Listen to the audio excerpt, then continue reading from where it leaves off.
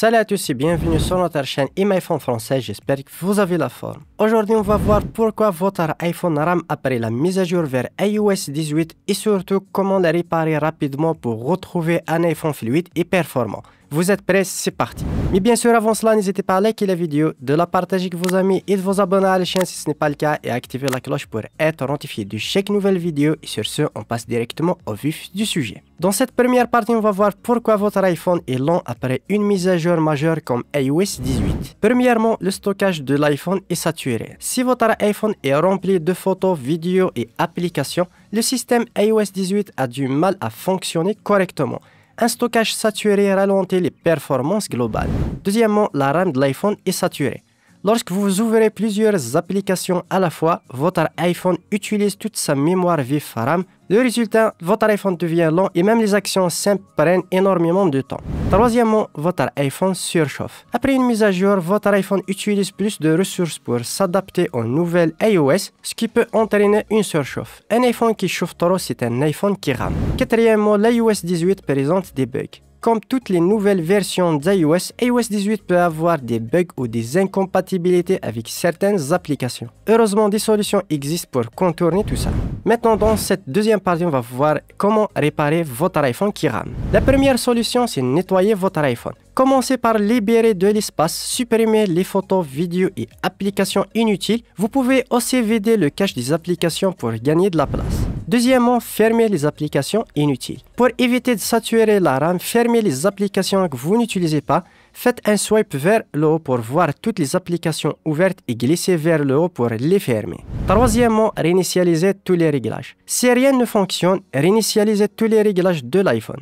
Pas de panique, vous ne perdrez pas vos données. Allez tout simplement dans Réglages, Général, réinitialisez juste en bas et réinitialisez tous les réglages. Cela corrige souvent les bugs liés à iOS 18. Quatrièmement, si aucune de ces méthodes résout votre problème, ça se peut qu'il s'agisse d'un bug iOS ou bien système. Pour ce faire, on va utiliser un outil professionnel qui va vous permettre de réparer tout type de problème, que ce soit des bugs iOS, des plantages, un iPhone qui ne s'allume pas ou divers problèmes liés à votre iPhone. On va utiliser le logiciel de iMyPhone Fixpo. C'est un logiciel simple et intuitif qui va vous permettre de réparer simplement votre iPhone en quelques clics. Je vais vous mettre tous les liens dans la description si vous voulez en savoir plus, voir les tarifs et télécharger le logiciel. Et je vous montre tout ça directement sur mon PC. Voici l'interface logiciel iMyPhone Fixpo, simple, intuitif. Comme tu peux le voir, on peut lancer une réparation système Apple.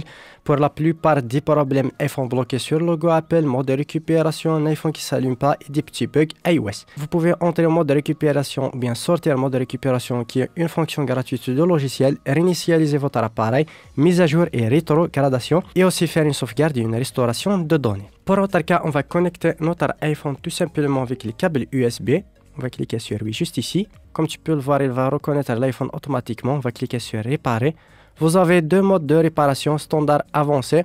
La réparation standard résout la plupart des problèmes système tels que l'iPhone bloqué, iPhone qui s'allume pas, iPhone bloqué sur le logo Apple sans perte de données tout simplement. Le mode avancé un petit peu poussé, par exemple aussi si vous avez oublié votre code d'accès, ainsi de suite, et des problèmes un petit peu poussés. Pour notre cas, on va sélectionner mode standard tout simplement. Là, il va chercher la dernière version compatible avec notre iPhone. Il va chercher un petit peu et comme tu peux le voir, iPhone XS Max, la version iOS 18.2. Puis on va cliquer tout simplement sur télécharger. Là, on va attendre tout simplement le téléchargement du firmware. Ça peut prendre un certain temps, tout dépend de votre connexion Internet. Voilà, le téléchargement est terminé. On va cliquer tout simplement sur démarrer la réparation. Là, il va nous demander de mettre notre iPhone en mode DFU. Pour ce faire, appuyez sur augmenter le volume puis sur diminuer le volume. Et maintenez le bouton latéral jusqu'à ce que votre iPhone se redémarre et se met automatiquement en mode de récupération. On attend quelques secondes. Et voilà, comme tu peux le voir, il s'y met automatiquement en mode DFU et le logiciel va le détecter automatiquement et va commencer directement la vérification et la réparation, tout simplement. On attend un petit peu. Comme tu peux le voir, il va redémarrer automatiquement l'iPhone. Il va lancer la restauration. L'opération prend entre 5 à 10 minutes, soyez un petit peu patient et pendant l'utilisation de la restauration, il ne faut pas déconnecter et utiliser votre iPhone. Et voilà, la réparation est bel et bien terminée, il va redémarrer automatiquement mon iPhone comme tu peux le voir. On attend tout simplement le redémarrage et voilà, je peux directement accéder à mon iPhone. Et voilà, je peux désormais accéder à mon iPhone. J'ai pu faire une réparation complète et sans perte de données tout simplement sur mon iPhone. Ainsi, vous pouvez réparer n'importe quel type de problème lié à votre iPhone. C'est un outil indispensable à avoir pour votre iPhone. Voilà, on arrive au terme de cette vidéo. J'espère qu'elle vous aura plu. Vous savez pourquoi maintenant votre iPhone RAM après une mise à jour majeure et comment la réparer en quelques étapes simples. Si cette vidéo vous a été utile, n'hésitez pas à la liker, commenter et vous abonner à la chaîne pour plus d'astuces sur iPhone. À très vite dans une prochaine vidéo.